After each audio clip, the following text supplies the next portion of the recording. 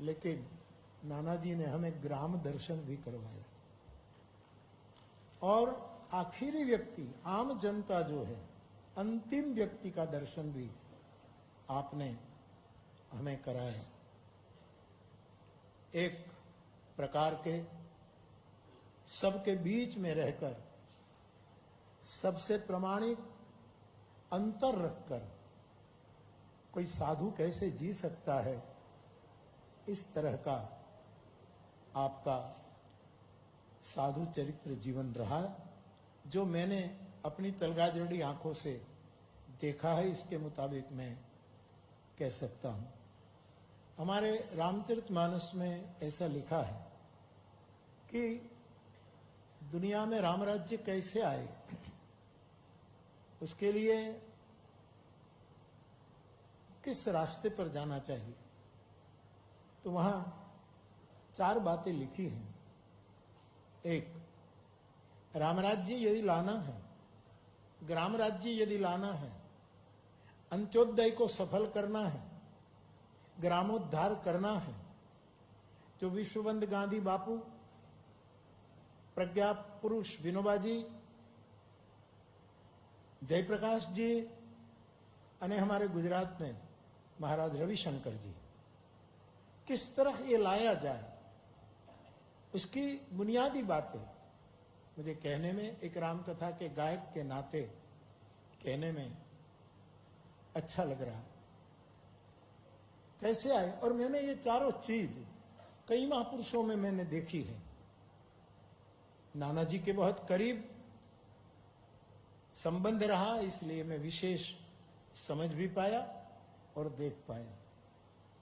आज हमारे देश के यशस्वी प्रधानमंत्री आदरणीय नरेंद्र भाई, जिस रूप में मैंने एक बार आपकी उपस्थिति में ही, जब आप गुजरात के मुख्यमंत्री थे और रामचरितमानस के सुंदरकांड का एक संक्षिप्त ग्रंथ का लोकार्पण करना था, तब मैंने वहां भी कही थी, लेकिन यहां खास कहना चाहूंगा कि जिस रूप में हमारा देश विकसित हो रहा है, प्रगति कर रहा है, प्रसन्नता पूर्वक प्रगति हो रही है और दुनिया भर में कितनी इज्जत बढ़ रही है, ये अच्छे सगुन है।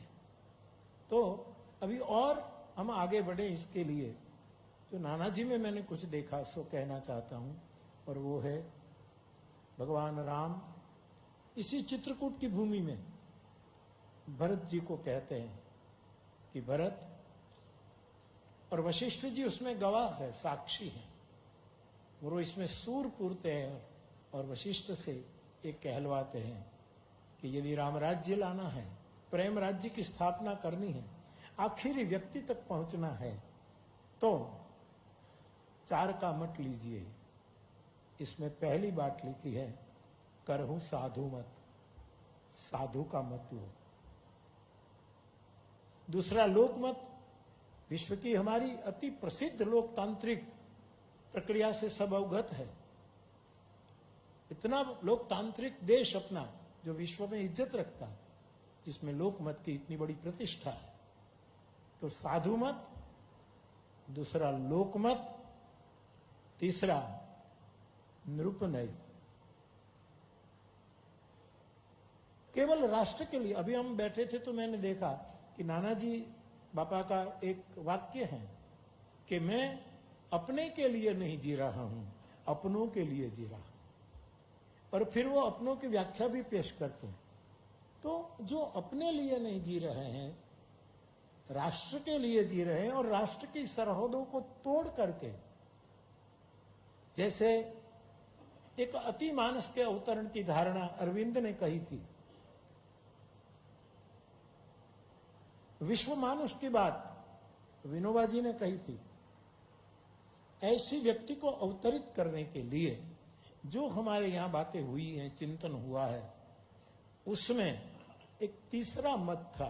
ऐसे राजकीय क्षेत्र में रहे महापुरुषों के लिए, जो अपने लिए नहीं जीते, अपनों के लिए, विश्व के लिए जीते। हमारे प्रधानमंत्री महोदय अक्सर कहा करते हैं कि वसुधैव कुटुंबकम ये पूरे विश्व में स्थापित किया। कुछ निर्णय हमारे